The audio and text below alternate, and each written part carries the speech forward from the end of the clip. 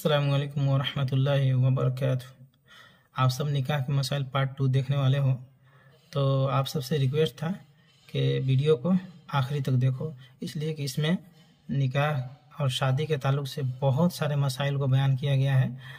इसको देखोगे तो उसके मुताबिक अमल भी करोगे। और इसके अलावा जो पिछले जुमा को जो वीडियो अपलोड हुआ है, अगर आप लोग नहीं देखे हो तो उसे भी जाके देखो, उसमें भी बहुत सारे मसाइल हैं, तो उसको भी और इसको भी आखिरी तक देखो। और हाँ, एक रिक्वेस्ट था ये भी कि देखने के बाद में आपके जो जानने वाले हैं जिससे आप बात करते हो, तो उन लोगों तक इस वीडियो को भी शेयर करो, इसलिए कि अगर आप शेयर करोगे ना, तो अगर कोई इस पर अमल करेगा तो उनको जितना सवाब मिलेगा उतना आपको भी मिलेगा। तो आप सब भी इसमें हिस्सा लीजिए और इसको दूसरों तक भी शेयर कीजिए और सुनिए, देखिए और अमल भी कीजिए। यही आप लोगों से कहना था। अस्सलामु अलैकुम वरहमतुल्लाहि वबरकातुह। बुजुर्गों, दोस्तों, मिल्लत इस्लामिया के नौजवानों, इस्लामी माँ और बहनों, खुतबा जुमा का सिलसिला सूरह अहज़ाब की आयतों की रोशनी में चल रहा है। सूरह अहज़ाब में मैंने आपको बताया है कि अल्लाह रब्बुल आलमीन ने बहुत सारे समाजी और मुआशरती मसाइल का हल नाजिल फरमाया है। उन्हीं मसाइल में से और हमारे मुआशरे में ज़िंदगी जीने के सलीक़ों में से एक सलीक़ा निकाह का भी है। और निकाह का जब नाम आता है तो तलाक़ का भी नाम वही आता है। तो अल्लाह ताला ने इस आयत करीमा में जो मैंने पढ़ी है इसमें निकाह और तलाक़ दोनों का तज़किरा किया है।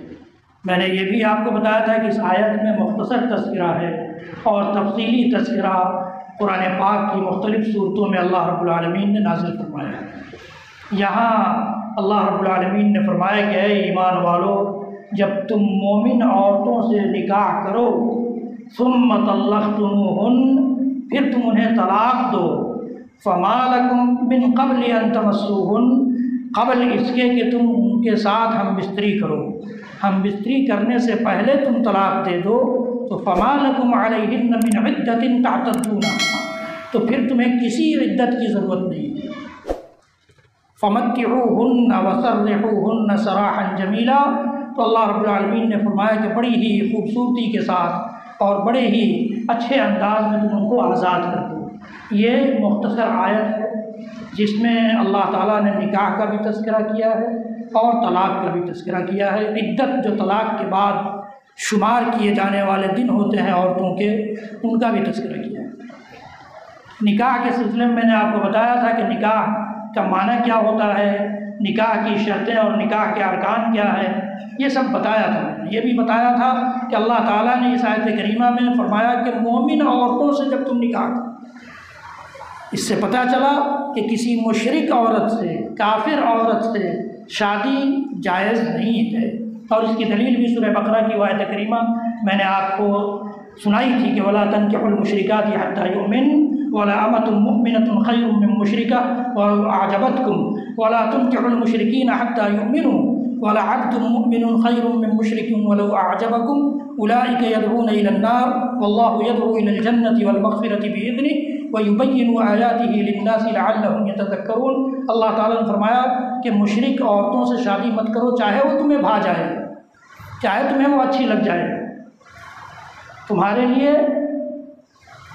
लौंडी जो कैद व बंद की ज़िंदगी गुजार रही होती है, अगर वो मोमिन है तो वो ज़्यादा अच्छा है बनिस्बत उस मुशरिक औरत के। इसी तरह से किसी मुशरिक मर्द से तुम अपनी बच्चियों, अपनी बहनों की शादी मत करो। तुम्हारे लिए ग़ुलाम जो कैद व बंद की ज़िंदगी में रहता है, अगर वो मोमिन है तो वो ज़्यादा अच्छा है। ये कुरान कहता है, हमारा और आपका पैदा करने वाला कहता है, हमें और आपको ज़िंदगी गुजारने के कवायद और नियम सिखाने वाला कहता है। तो ये गौर करने की चीज़ है, गौर करने की चीज़। अखबार पर पढ़ करके अफसोस कर लेना, हसरत कर लेना, न्यूज़ देख करके कि फ़लाँ मुस्लिम बच्ची फ़लाँ काफिर बच्चे के साथ चली गई या फ़लाँ مسلم بچے نے فلاں کافر عورت لڑکی سے شادی کر لی، یہ ہم لوگوں کی تربیت کی کمی ہے، ورنہ قرآن نے تو ہماری تربیت کر دی، قرآن نے تو ہمیں راستہ دکھلا دیا ہے، نبی اکرم صلی اللہ تعالیٰ علیہ وآلہ وسلم نے ہمیں زندگی جینے کا خوبصورت سلیقہ دے دیا ہے۔ یہ پچھلے جمعے میں نے آپ کو اس سلسلے میں تفصیل کے ساتھ باتیں آپ کے سامنے عرض کی تھی۔ آج نکاح کے سلسلے میں ہی دو تین آیتیں اور حدیثیں آپ کے سامنے میں پیش کروں گا، جس سے پتہ چلے گا کہ نکاح کا مقصد کیا ہے، نکاح اللہ تعالیٰ نے، نبی اکرم صلی اللہ علیہ وسلم نے مشروع کیوں قرار دیا ہے، یہ پتہ چلے گا۔ اللہ رب العالمین نے فرمایا فَانْكِحُوا مَا طَابَ لَكُم مِّنَ النِّسَاءِ، فَانْكِحُوا مَا طَابَ لَكُم مِّنَ النِّسَاءِ، کہ جو عورت تمہیں اچھی لگ جائے۔ اچھی لگنے کا معیار کیا ہے یہ بھی نبی اکرم صلی اللہ علیہ وسلم نے بتا دیا ہے، ہماری شریعت نے اس کو واضح کر دیا ہے۔ فرمایا تو اس سے نکاح کر لو، بغیر نکاح کے اس سے بات کرنا جائز نہیں ہے، بغیر نکاح کے اس سے ملنا جائز نہیں ہے، بغیر نکاح کے اس سے ہنسی مذاق کرنا جائز نہیں ہے، بغیر نکاح کے اس کو دیکھنا جائز نہیں ہے۔ فَانْكِحُوا مَا طَابَ لَكُم مِّنَ النِّسَاءِ، سارے فسادات اور ساری برائیوں کے دروازوں کو اللہ تعالیٰ نے بند کر دیا ہے۔ جہاں سے بھی برائی داخل ہو سکتی ہے، جہاں سے بھی فساد پیدا ہو سکتا ہے، جہاں سے بھی معاشرے میں بدبو پیدا ہو جائے، ان سارے راستوں کو اللہ تعالیٰ نے بند کر دیا۔ تمہیں اچھی لگ رہی ہے نکاح کر لو بھائی، فَانْكِحُوا مَا طَابَ لَكُم مِّنَ النِّسَاءِ۔ اللہ رب العالمین نے دوسرے مقام پر سورۃ النور میں فرمایا، سورہ نور کے بارے میں نے آپ کو بتایا تھا کہ سورہ نور کی بھی تلاوت ترجمے کے ساتھ ہر مسلم مرد و عورت کو اپنی روٹین میں شامل کر لینا چاہیے۔ بہت سارے احکام اس صورت میں بھی اللہ تعالیٰ نے نازل فرمایا وَأَنكِحُوا الْأَيَامَ مِنكُمْ وَالصَّالِحِينَ مِنْ عِبَادِكُمْ وَإِمَائِكُمْ إِنْ يَكُونُوا فُقَرَاءَ يُغْنِهِمُ اللَّهُ مِنْ فَضْلِهِ وَاللَّهُ وَاسِعٌ عَلِيمٌ۔ فرمایا کہ جو عورتیں تمہارے سماج میں انتظار میں ہیں، شادی نہیں ہو رہی ہے، ان کی شادی کرو۔ وَأَنكِحُوا الْأَيَامَ مِنكُمْ وَالصَّالِحِينَ مِنْ عِبَادِكُمْ وَإِمَائِكُمْ، اپنے مردوں، اپنی عورتوں، اپنے غلاموں، اپنی لونڈیوں سب کی شادی کرو، تاکہ سماج معاشرہ بالکل صاف ستھرا رہے، کسی قسم کی برائی نہ پائی جا سکے، کسی قسم کی برائی کے پیدا ہونے کی گنجائش باقی نہ رہے۔ وَأَنكِحُوا الْأَيَامَ مِنكُمْ وَالصَّالِحِينَ مِنْ عِبَادِكُمْ وَإِمَائِكُمْ إِنْ يَكُونُوا فُقَرَاءَ يُغْنِهِمُ اللَّهُ مِنْ فَضْلِهِ۔ اللہ تعالیٰ نے فرمایا کہ اگر یہ فقیر بھی ہوں گے، فقیر کی جمع فقراء کا لفظ استعمال ہوا ہے، اگر یہ فقیر بھی ہوں گے، ان کے پاس کھانے کو نہیں ہوگا، رہنے کو نہیں ہوگا، پہننے کو نہیں ہوگا، یکونوا فقراء یغنیہم اللہ من فضلہ، اللہ اپنے فضل سے ان کو بے نیاز کر دے گا، اللہ اپنے فضل سے بے نیاز کر دے گا۔ میں نے پچھلے ہفتے مہر کے سلسلے میں اس صحابی کا قصہ سنایا تھا جسے محدثین نے اپنی حدیث کی کتابوں میں جگہ دی ہے کہ مہر کتنی ضروری ہے۔ اس میں آپ نے دیکھا کہ اس صحابی کے پاس صرف ایک چادر تھی، لیکن اللہ کے نبی صلی اللہ علیہ وسلم نے ان کا نکاح کیا۔ یہ نہیں کہ ان کے پاس کھانے کو نہیں ہے، اپنے پیر پر کھڑے ہو جائیں گے تب شادی کریں گے۔ اللہ تعالیٰ نے فرمایا یکونوا فقراء یغنیہم اللہ من فضلہ، ہمارا آپ کا اللہ پر توکل اور بھروسہ اور یقین اس منزل اور اس مرتبے کا نہ ہو وہ الگ بات ہے، لیکن اگر کوئی اس یقین کے ساتھ کہ اللہ تعالیٰ ہمیں خوشحالی اسی سے عطا کرے گا جب ہم نکاح کر لیں، شادی کر لیں، تو یقین جانیے کہ وہ خوشحال ہو جائے گا خوشحال۔ اور اس کے واقعات ہیں صحیح حدیث میں۔ پہلے میں قرآنی آیتوں کی روشنی میں آپ کو بتا دوں کہ نکاح کو اللہ تعالیٰ نے کس طرح سے واضح کیا ہے، اس کے بعد وہ حدیث جب آئیں گی تو آپ کو سمجھ میں آئے گا کہ اللہ تعالیٰ نے اور نبی اکرم صلی اللہ علیہ وسلم نے نکاح کو کتنی اہمیت دی ہے۔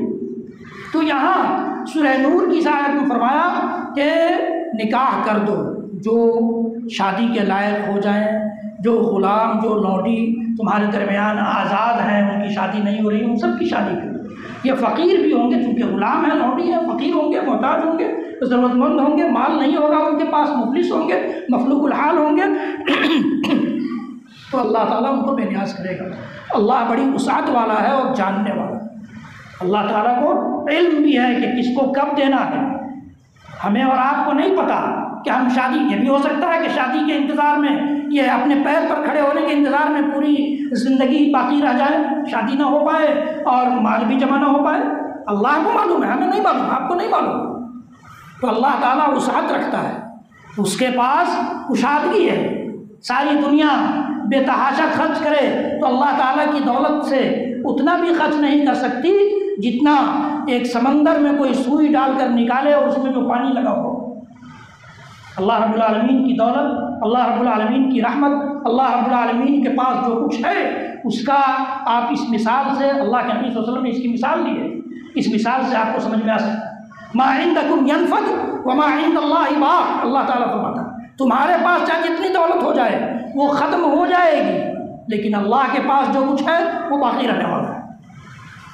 تو اللہ تعالیٰ نے نکاح کا حکم دیا ہے، اس سے پتہ چلا کہ نکاح ایک عبادت ہے۔ اور نبی اکرم صلی اللہ تعالیٰ علیہ وسلم نے اس حدیث گرامی میں جس میں 3 صحابہ کرام آتے ہیں، اللہ کے نبی صلی اللہ علیہ وسلم کی بیویوں میں سے کسی بیوی کے گھر کا دروازہ کھٹکھٹاتے ہیں اور پوچھتے ہیں کہ اللہ کے نبی صلی اللہ علیہ وسلم کی عبادتیں کیسی ہیں بتائیے۔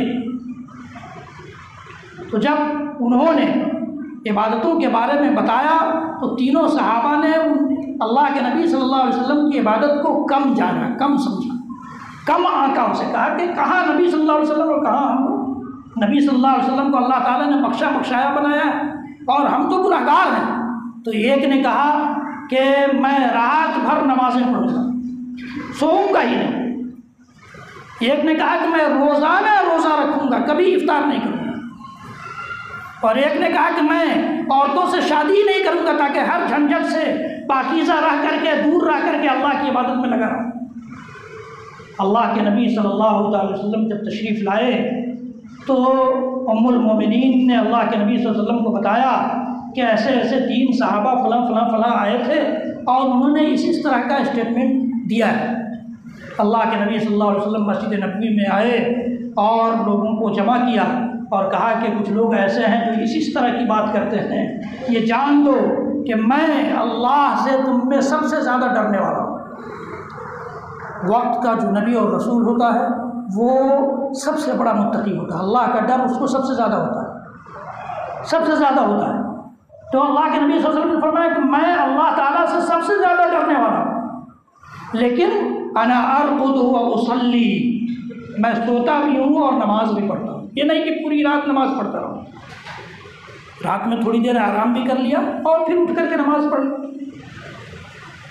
اور کہا کہ انا اصوم و افطر، میں روزہ بھی رکھتا ہوں اور افطار بھی کرتا ہوں، یہ نہیں کہ کنٹینیو روزہ ہی رکھوں۔ وَأَنَا أَتَزَوَّجُ النِّسَاءَ، اور فرمایا کہ میں شادی بھی میں نے کی ہے۔ تو جب میں اللہ سے سب سے زیادہ ڈرنے والا ہو کر یہ سارے کام کر رہا ہوں تو تم چاہے جتنے کام کر لو گے، جتنی چیزوں سے بچ جاؤ گے، مجھ سے زیادہ ڈرنے والے تو نہیں ہو سکتے۔ سنو النکاح من سنتی، اللہ کے رسول نے فرمایا کہ نکاح میری سنت ہے۔ اور ایک دوسری حدیث میں فرمایا کہ فمن رغب عن سنتی فلیس منی، میرے طریقہ کار سے، میری سنت سے، میری سیرت سے جو بھی دور رہے گا اس کا تعلق مجھ سے نہیں ہے، اس کا تعلق مجھ سے نہیں ہے، میری سنت سے دوری اختیار کرنے والا۔ یہ اللہ کے نبی صلی اللہ علیہ وسلم کا۔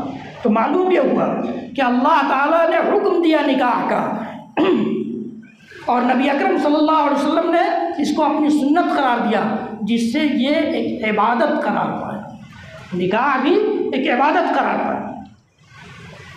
اللہ کے رسول صلی اللہ علیہ وسلم کی مشہور حدیث جسے امام بخاری، امام مسلم رحمۃ اللہ علیہ نے عبداللہ بن مسعود رضی اللہ تعالیٰ عنہ سے روایت کیا ہے، فرماتے ہیں کہ اللہ کے نبی صلی اللہ علیہ وسلم نے فرمایا کہ یا معشر الشباب من استطاع منکم الباءۃ فلیتزوج فإنہ اغض للبصر واحسن للفرج ومن لم یستطع فعلیہ بالصوم فإنہ لہ وجاء۔ صحیح بخاری صحیح مسلم کی روایت ہے۔ عبداللہ بن مسعود رضی اللہ تعالیٰ عنہ جو مشہور صحابی رسول ہیں اور مشہور فقہائے صحابہ میں سے، صحابہ میں جو بہت سارے علم رکھنے والے صحابہ تھے، بہت زیادہ علم رکھنے والے صحابہ تھے، ان میں سے ایک عبداللہ بن مسعود رضی اللہ تعالیٰ عنہ، اور خادم رسول بھی تھے، خادم رسول بھی تھے، ان کا واقعہ وہ معلوم ہے آپ کو، جو میں نے بار بار یہاں ذکر کیا ہے کہ ایک مرتبہ عبداللہ بن مسعود رضی اللہ تعالیٰ عنہ مسجد میں داخل ہوئے اور اللہ کے نبی صلی اللہ علیہ وسلم نے کسی سے، کوئی کھڑا ہوا تھا مسجد میں جمعے کے خطبے کے درمیان، تو کہا کہ اجلس، اللہ کے نبی صلی اللہ علیہ وسلم نے فرمایا کہ بیٹھ جا۔ عبداللہ بن مسعود جو ابھی گیٹ پر تھے وہیں بیٹھ گئے، کیوں؟ اس لیے کہ نبی اکرم صلی اللہ علیہ وسلم کا ایک لفظ ان کے کانوں سے ٹکرایا تھا کہ بیٹھ جا، تو جہاں سنا کہ نبی کہہ رہے ہیں بیٹھ جا، بیٹھ گئے۔ یہ نہیں سوچا کہ پتہ نہیں کس کو کہا ہے، کیوں کہا ہے، یہ گنجائش نبی کے حکم کے بعد انہوں نے نہیں چھوڑی۔ اللہ کے نبی صلی اللہ علیہ وسلم کو بلانا پڑا کہ عبداللہ تم آ جاؤ آگے، تمہاری جگہ آگے ہے، میں نے تم کو بیٹھنے کے لیے نہیں کہا ہے۔ پھر جب اللہ کے نبی صلی اللہ علیہ وسلم کا حکم ہوا تو آگے۔ یہ عبداللہ بن مسعود بہت ہی مشہور فقیہ صحابی یہ روایت کرتے ہیں، کہتے ہیں کہ اللہ کے نبی صلی اللہ علیہ وسلم نے فرمایا کہ اے نوجوانوں کی جماعت، یا معشر الشباب، تم میں سے جو شخص نان و نفقہ کی اور جسمانی قوت و صلاحیت کی طاقت رکھتا ہے وہ شادی کر لے۔ جسمانی قوت بھی ہونی چاہیے اور نان و نفقہ، جس سے شادی کر رہا ہے اس کے خرچ سنبھالنے کی بھی قوت ہونی چاہیے۔ اب آپ کہیں گے کہ اللہ تعالیٰ نے کہا کہ ان یکونوا فقراء یغنیہم اللہ من فضلہ، تو جسمانی طاقت اس کے پاس ہے تو وہ کھلا، خود جو کھائے گا وہ کھلائے گا، جو پہنے گا وہ پہنائے گا، اتنا تو کر ہی سکتا ہے۔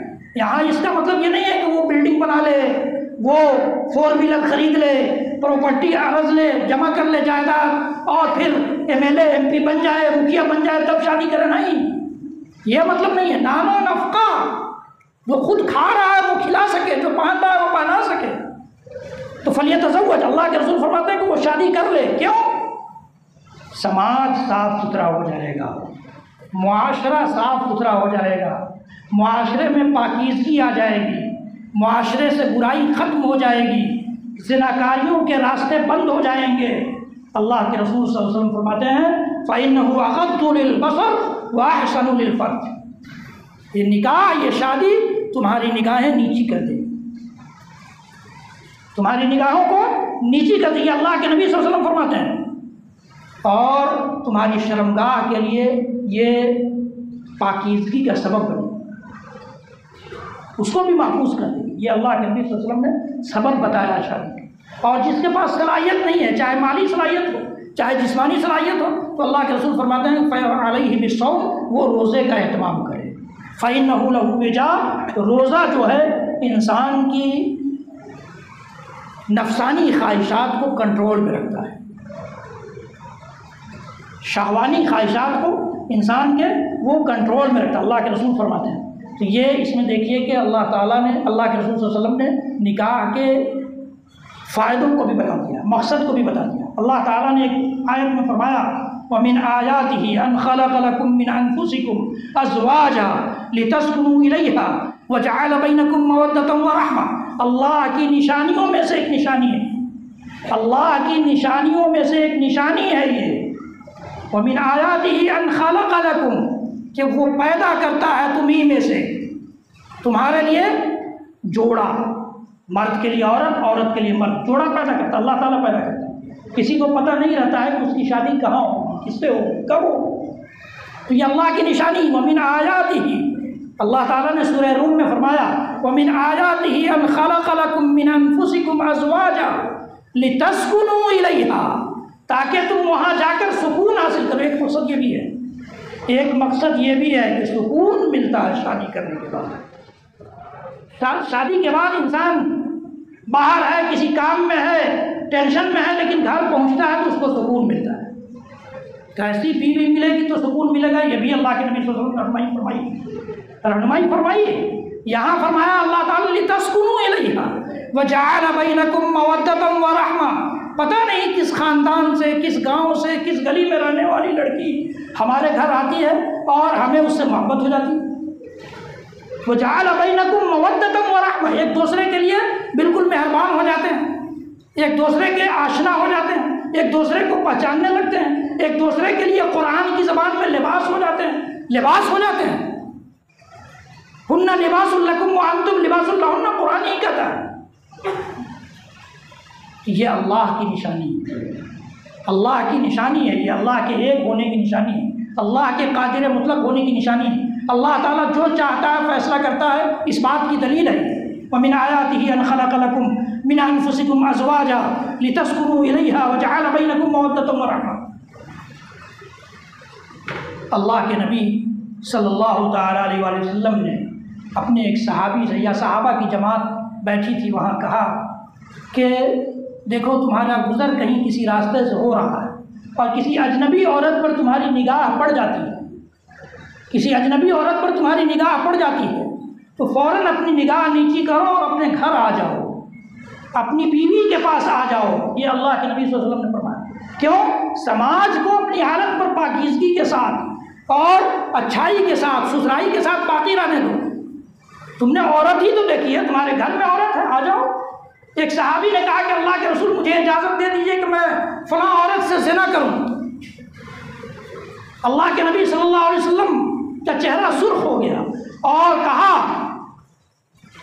یہ بتاؤ اگر کوئی نوجوان آئے اور کہے کہ تمہاری بہن کے ساتھ وہ زنا کرنا چاہتا ہے تو تم اجازت دو گے؟ سمجھانے کا انداز نبی اکرم صلی اللہ علیہ وسلم کا دیکھیے۔ تو صحابی نے کہا کہ اللہ کے رسول یہ کیسے ہو سکتا ہے؟ کہا کہ تم جس کے ساتھ زنا کا ارادہ، زنا کی اجازت لے رہے ہو وہ بھی تو کسی کی بہن ہوگی، وہ بھی تو کسی کی بہن ہوگی۔ پھر فرمایا کہ اللہ کے رسول نے فرمایا کہ یہ بتاؤ کوئی شخص، کوئی نوجوان آئے تمہاری بیٹی کے ساتھ زنا کرنے کا ارادہ کرے؟ کہا کہ اللہ کے رسول یہ کیسے ہو سکتا ہے؟ کہا کہ تم جس سے بھی زنا کی اجازت لے رہے ہو وہ بھی تو کسی کی بیٹی ہوگی۔ اسی طرح سے اللہ کے رسول نے بیوی اور پھوپھی، خالہ تک سب کی مثالیں دی اس صحابی کو سمجھانے۔ تو یہ شادی، نکاح شریعت کی نظر میں اس وجہ سے ضروری ہے کہ بہت ساری برائیوں سے، بہت سارے فسادات سے، بہت سارے بگاڑ سے ہمیں اور آپ کو روک دیتی ہے۔ اللہ کے نبی صلی اللہ علیہ وسلم نے فرمایا کہ دنیا کلھا متاع وخیر متاع الدنیا المرأة الصالحہ۔ دنیا نام ہی ہے، انسان دنیا میں ساز و سامان جمع کرنے، جائیداد جمع کرنے، پراپرٹی ارجنے میں لگا رہتا ہے۔ اس کا نام ہی دنیا کا نام ہی ہے، دنیا اسی کو کہتے ہی ہے۔ لیکن انسان جو سب سے خوبصورت متاع، سب سے خوبصورت سامان اس دنیا میں، سب سے بہترین سامان حاصل کر سکتا ہے وہ نیک بیوی ہے۔ تو سکون کہاں ملے گا؟ نیک بیوی کی، نیک بیوی کے پاس سکون ملے گا۔ اللہ کے نبی صلی اللہ علیہ وسلم نے فرمایا کہ وہ عورت بڑی ہی خوش نصیب ہے اور اللہ تعالیٰ نے اس کے لیے جنت کی نعمت متعین کر دی ہے، فکس کر دی ہے، جو اپنے شوہر کی بات مانتی ہے اور شوہر جب اس کا دیکھتا ہے اس کو دیکھ کر خوش ہو جاتا ہے اور اللہ تعالیٰ کی بھی فرمانبرداری کرتی ہے۔ یہ دو تین علامتیں اور خصوصیتیں اللہ تعالیٰ نے نیک عورتوں کی بتائی۔ خیر متاع الدنیا المرأة الصالحہ، نیک بیوی جب تک نہیں ہوگی سکون نہیں ملے گا۔ تو اللہ کے رسول صلی اللہ علیہ وسلم نے یہ معیار دیا۔ اللہ کے رسول صلی اللہ علیہ وسلم نے نکاح کرنے سے پہلے کس قسم کے لڑکے اور لڑکی کا انتخاب کیا جائے یہ بھی بتایا ہے۔ اور یہ ساری چیزیں جو میں بتا رہا ہوں آپ کو یہ حدیث کی کتابوں میں موجود ہے، یہ قصہ کہانی اور ڈائجسٹ میں چھپنے والی چیزیں نہیں ہیں، یہ ہر حدیث کی کتاب میں موجود ہے۔